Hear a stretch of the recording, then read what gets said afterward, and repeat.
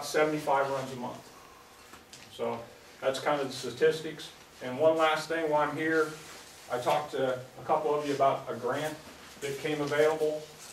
It's a co-application grant. I'd never had seen it before. What it is for townships or municipalities below 25,000 people to apply for a grant if they have the same covering fire department. So if one fire department is covering both communities, you can apply for this.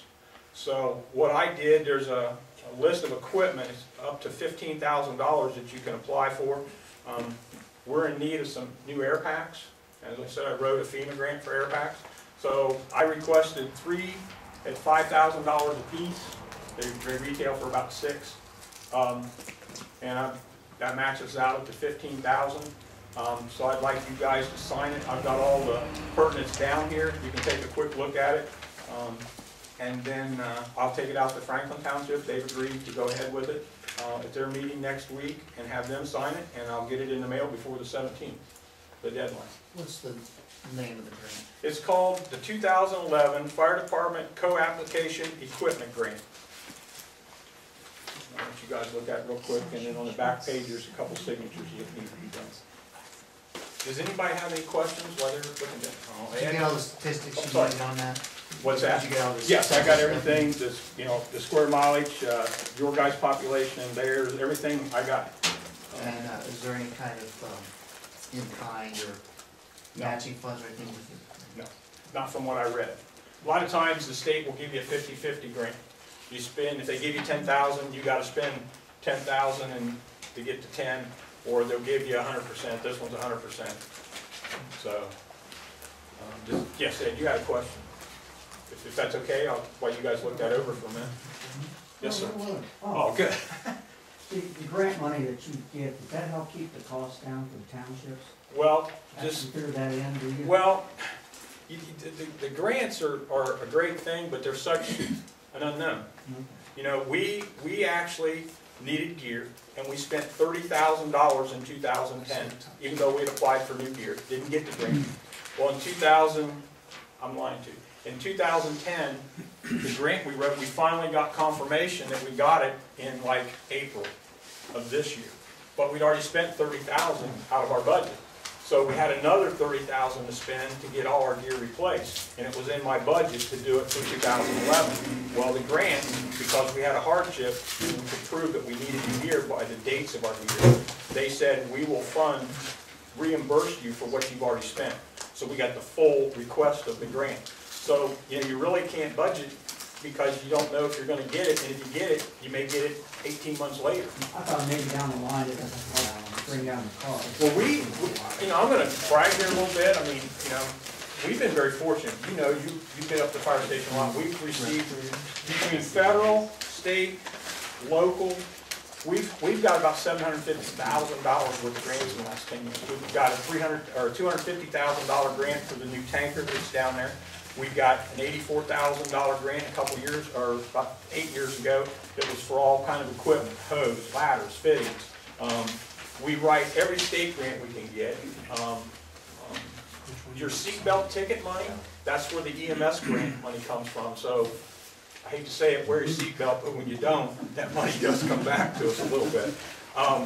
But that kind of stuff, you know, the state, you're going to get maybe $4,000 or $5,000 because they try to divvy that up. But when you go for these type things, it's all based on need. And they're going to look at a community maybe, and I don't mean to stereotype things, but a community somewhere else that doesn't have a lot of tax base. Okay? And maybe they're only operating on $40,000 a year. What do you figure it costs you guys to run? You know, this is a great question. You know, I work for the citizens of Licking Township, okay? They are my boss. What they want, I do. You, even though we contract services with them, I feel you are my boss through them, okay? But what I have to do is I have to keep the cost of operations the same in Licking Township, in Bowling Green Township, in Franklin, if you follow what I'm saying. I can never make that a red apple to red apple. But I can't let the cost of doing business in Licking Township it cost me about $330 on a simple thing. I take my money, everything I spend it on, all the tax money, and divide it up on how many runs I have. Costs us about $330 to go out the door. Okay? When I do it in Franklin and Bowling Green, it has to be somewhere an green apple to red apple comparison. It can't be an apples to orange, because the citizens of Licking Township, I'm sure, no more than you would, want to subsidize Bowling Green or Franklin, nor would Bowling Green want to subsidize Licking Township. Meaning, our contract was worth what, $27,000, $28,000 last year. We had about 100 runs. Okay? So we take that in there, you're looking at $290, $280 a run. Okay, I can sell that to myself, $40 difference. Okay? I wish it was $330 to $330, but it's not. You know, but it's got to stay somewhere close. And that's kind of, you know, an easy way of figuring it. What it cost us is, you know, I take the runs in Licking Township to the tax base in Licking Township. Throw you guys out of the picture, throw Franklin out of the picture, and say we had X number of runs in Licking Township, and this is the money I spent without the contract money. That comes down to a figure. Then I take what I make out here, divided by the runs, and it has to be kind of an apple-to-apple comparison. Because eventually somebody's going to say, hey, why is it costing me $500 of my tax dollars, but you're going out in Bowling Green or Franklin and doing it for $200? Pardon? Subsidizing it. Yeah, you can't do that. Right. And I never make it $1 for $1, just no way humanly possible, but it has to be somewhere. Right. You know, what we did, you know, years ago, there was another fire department that covered you guys. And it had an unfortunate situation from them, and they went out of business. Well, what we did with the money we got from the contracts we took on, we started the night crew I talked about. What better serves the community, not something fancy, not all the bells and whistles on a fire truck that a lot of departments buy. You know, putting men in trucks at the station to get to you in a time of need seems the most valuable way to spend that dollar. Now, I wish we could be around the clock, but we're taking our $300,000 that we operate on and doing the best we can, you know. And that's why I said there's 16 times we didn't make it out the door, we had no crew at all, and there was another 7 added to that when we'd already handled the first or second run. So, you know, we are what we are. We're a volunteer department. You live 10 miles away from the station, you can expect 10, 15 minutes response time. That's why I say early intervention. Does anybody else have anything? I'll stand up here and talk about the fire department. I invite all of you to stop by, drink coffee at our station in Jacktown. We're there Monday through Friday. If we're not, we're out on the run. But come and look at our equipment. I'll show you the finances. I'll show you everything, because it's yours. You know, I'm a citizen. If I got a question, I want somebody to answer it for me. So I'm very, very welcome to do anything I can to help you. Yes, sir. Subject. We've talked briefly on the phone. We've had residents ask about the safety identification signs. Did you? I promised to bring that and didn't do it. Okay. Could you just tell us about it? Well, yeah, you've seen the green reflective address signs. Yeah. They are very important. I'm over 50 now, and she has some glasses propped up on her head, and everybody's wearing glasses, and I'm telling you, in the middle of the night, when you're trying to shake out the cobwebs, them things go by so fast, the little letters on the mailbox, I can't see anymore. And that's a very good thing to do, is if they're $10, we make about $2.50 on each sign. That has the white letters that are reflective also on both sides. The signs come with 4 holes in them, so you can do it vertical, you tell us how you want the letters, or horizontal on a pole. They really help us find your house, especially if it's a farm lane and a driveway. I mean, it's very good $10 investment. And we sell them at Jacktown. If you call us, I will get these gentlemen some forms. I do apologize, I'm slipping. And Could you email us so we can maybe get it on our website? I will, well, I can do that and also bring some copies. I'll bring some copies. Okay. Are you staying with the $10? Yes, yeah. So I told you it might go up, but it's more of a benefit for the community. We're paid there during the day, so when we ain't got nothing to do, we can make up a couple address signs. But I think, Ben, you're on the fire department. This gentleman may be on the fire department. I think you can attest that they are a very good tool. And turn every light on your house at 3 o'clock in the morning, please. Turn every light on. You know, because I come mutual aid, or they come mutual aid to us. Ben may not know my territory. I may not know their territory as well. And we've got map books and things, but still, anything you can do to enhance us getting to your house in a timely fashion is a good deal. Sorry about that. Before I you need that apologize. signed, I think you should probably do it by motion. Okay, how do you guys want to do it? The sign on the back, right? You know, Did you like look to it apply over? for the grant. Sufficient? Well, I move the Bowling Green Township Board of Trustees support the 2012 Fire Department Joint Application Equipment Grant for 3 SCBA for $15,000. And we support Licking Township Fire Company. Okay, to do so. appreciate it. Hopefully we get it, no guarantees. Roll call, Ben, Yeah. Dan, Jeff, Yes. Do we have a discussion? Got any further discussion? I think you covered it. You need this signed tonight? If you'd sign it tonight, then I'll go ahead and take and get it Bowling Green, or Frank will sign it Tuesday at their meeting, and it's gotta be in the mail by the 17th. Do you want just 2 seconds? Whatever, I'm sorry, man, I should have been a little more efficient on that. We can put in, I think I put Franklin first, and look at it, and then you sign the bottom, the Franklin, so you're B.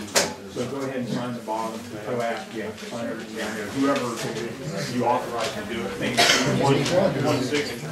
We've got our motions. Any other questions real quick where they're signing? I'm gonna get out of your hair, I know everybody wants to go How home. much do you make a year? Me?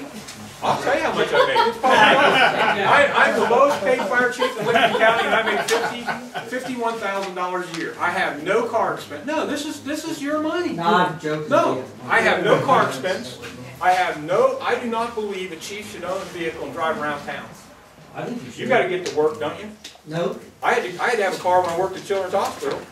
So that kind of stuff. The only thing I have as a perk from Lincoln Township is this cell phone. I think they should furnish you with the company. With. I don't. Nobody else gets one. My men don't get one. But you're the top man. And you go and ask for more money. That's the way I look at it. But no, we're an open book.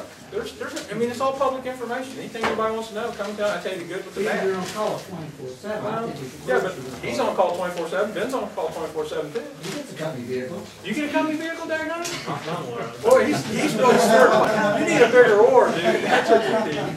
But, just come up in business, drink coffee, look this stuff over. I got trucks that, Ed's been there. We got 10, 12-year-old trucks that pretty much look almost brand new because it's your tax dollars. And when you walk in, I want you to be satisfied with how we're handling your tax dollars. Can you send us a copy of that too? Yeah, once I get everything signed, I will make copies for both townships. make sure that's right before you leave. Oh, I think you guys are. Make sure we do I wouldn't it know. right. Sounds good to me. Ben's name's on the line, so I'll go to jail with you, Ben. Awesome. Thank you very much, Pete. I'm sorry I talked so much. Yes, sir. How are you guys being impacted by the 911 merger and reorg? We do all our dispatching comes from the local center there in Newark. The only big thing that we're gonna be impact on, it's been a federal government mandate. Ben knows about it. It's called the narrow banding. The new frequencies? Yeah, the new frequencies. That's the only thing. I got a guy that's a radio guru, and when we bought our radios, we bought it with the capability to do that. We knew it was coming, and we're already pretty much ahead of it. But I think it'll be an enhanced thing that helps everybody. Is anything else man-made that has problems? You're come from city government and county government, you understand. On the table it looks good, and you'll have to work out the kinks, and at the end of the day, it'll probably be a lot better than what we have. So, In general, do most of the districts and firehouses like the direction they're going?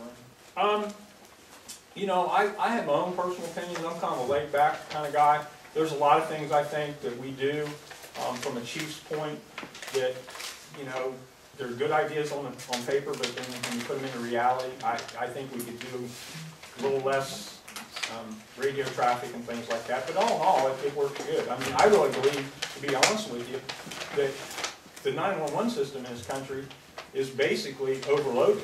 And Newark, if you've had any dealings with the guys at Newark, they handle Newark's frequency, they handle all the county, they handle Johnstown, they handle Alexandria's on different frequencies, and they don't have enough call takers, nor do they have enough dispatchers, in my opinion.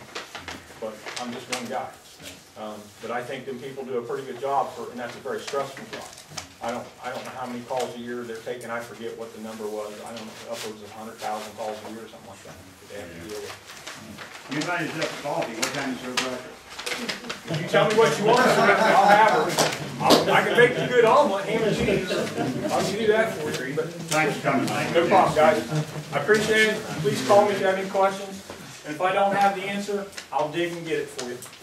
Thank you very much, guys. Sorry to take so much of your meeting. Thank you, Clapping and I'm dropping. Scary. Madam Chair, We'll go back to the reading of the minutes from the last public meeting. I have the minutes from the December 27th meeting. Bowling Green Township Board of Trustees opened the regular meeting at 7 PM with roll call. All trustees and fiscal officer were present. Zoning inspector issued one permit. She also had a variance application from Chris Renzi. Comprehensive Plan Committee, no meeting scheduled until January 18th. Safety, salt bins are full and the trucks are ready for snow. New business, trustees will hold their annual organizational meeting on January 2nd at 7 PM. Public comments, several residents thanked Trustee Watkins for over 30 years of service, Ron Duvall, David Skinner, Jim Jenkins, and Jack Hedges. Jeff Corpenny asked why there was no business taken care of at the meeting. He said back in October there was a situation with the trash hauling in the township. Trustee Hupp said he contacted Assistant Prosecutor Eric Fox about the matter, but he is no longer with the prosecutor's office, so he will need to contact the township's new legal rep. Gary Stepp said they shouldn't have gotten rid of Barb Wiseman because of personal reasons. Patty West reported their neighbors shooting guns next door that seemed to be pointed at their property. They called the sheriff. The sheriff told them the township needs to pass a noise ordinance. Trustee Watkins made a motion to pay the bills, sign purchase orders, and blanket certificates, and the bank statement. Trustee Van Buren seconded the motion. Motion carried. It's lawfully certified to pay the bill.